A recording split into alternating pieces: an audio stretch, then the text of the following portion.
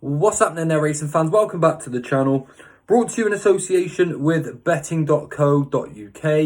I'm Ginger Joe and I'm back again with some midweek selections for you to take a look at. And with a flat season well underway, I'm going to start rolling out the daily tip videos midweek throughout the entirety of the season. We've got a very nice card at Ascot tomorrow, so I thought I'd take a look through, and I've managed to pick up 5 selections for you to have a look at on tomorrow's cards. Now, 3 of them are a little bit short in the betting, admittedly. However, I couldn't help that. They are just the selections that I do fancy. But of course, they will get a bit more widespread as we go along the season. I do generally like to try and take on the favourites, but there are 3 tomorrow that I think are very obvious chances, especially if you can get on at those early prices.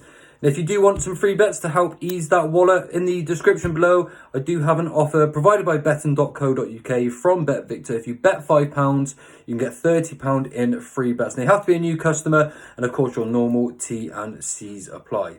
So what I'm going to do, go straight on to the runners tomorrow. I'm going to start by taking a look at the 130. We've got a nice handicap here, some pretty decent horses, but probably none more than Yanar. Short enough in the betting, was 2-1, currently at 13-8, but a very worthy favourite for the Shadwell team. Roger Varian trains this one. Aidan Keeley on board, taking off £3, and that's going to be a really big opportunity for Aidan to get a winner on the board for Shadwell. That really could open up some more opportunities for him throughout the season. He steps into handicap company off a really workable mark. I'd be really surprised if he wasn't at least £3 or £4 ahead of his current mark at the moment. And then, of course, Aidan Keeley taking off a further £3 only extends his chances.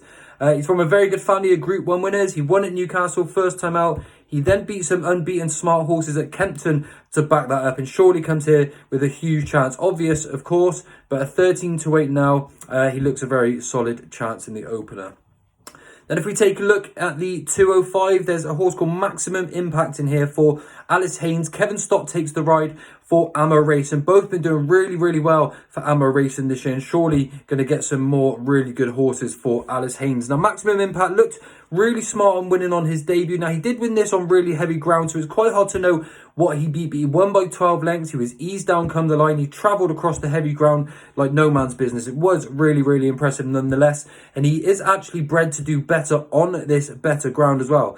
Alice Haynes has already spoke about this one in high regard. She's got him entered for Royal Ascot and needs to be winning this if that's going to happen. Now, he's 10-11 at the moment, so he is a shade of odds on, but he should get the job done in this second race too. And hopefully for Alice Haynes, we can then see this one at Royal Ascot.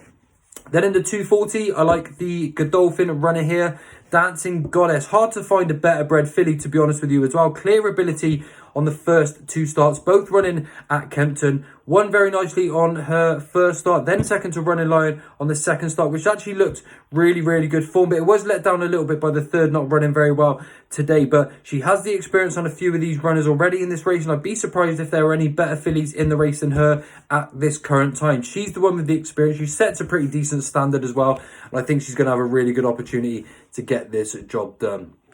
Then if you take a look at the 350, we've got the Commonwealth Cup trial, and I fancy another one here for Godolphin, Mischief Magic at 11-4. This actually looks like it's going to be a really good race, and there's a few horses that have clearly got a lot of ability, and I think a lot of as well, but I also think there's a few in here that are going to need the run. I think Bradsell is definitely going to be the main danger. However, I do actually think that he is the one that has a little bit to prove first time out. He's had 270 odd days off the track, a really long time, and I think he's just one that's going to come on for the run a little bit.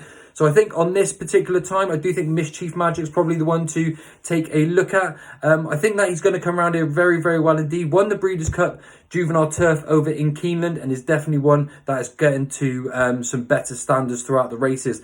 Broke through a really small gap of horses that day to show a turn of foot. It was quite a stylish victory, and I think that he is going to be absolutely ready to go first time out, and just about giving him the edge even under a £4 penalty, which I think is actually going to be manageable. I think there's a few in this race that are going to need the run. Bradsell being one of them, I think is going to come on quite a lot for this run. But for me, Mischief Magic wins the 340 at 11-4.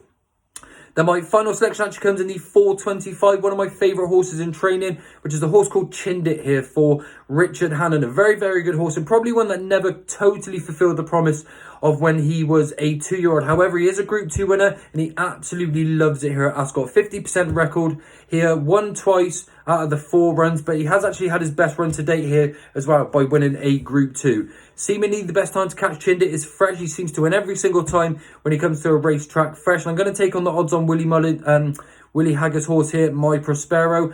4-7 to get the job done, but I think actually this one may need the run. But Chindit seemingly ready to go first time every single time, and at 13-2 he is going to be my final selection of the day. So there's 5 selections there for you. We've got Jan Ars in the 130, Maximum Impact in the 205, Dancing Goddess in the 240, Mischief Magic in the 350, and then we've got Chindit in at the 425. My 5 selections for Wednesday's action. Now, thank you everyone to tuning in. As I said, please don't forget to hit that subscribe button. Hopefully we can have some winners to start us off in the week. And of course, don't forget to check out my golf selections, which have just gone up for the PGA Tour and DP World Tour as well. Also, just one more thing to mention. If you'd like my selections and the better value before they go live anywhere else, do come over and join my free racing group chat using the link in the description below. But that's all for me for now. I'll be back again tomorrow with some more selections for Wednesdays. Bye for now.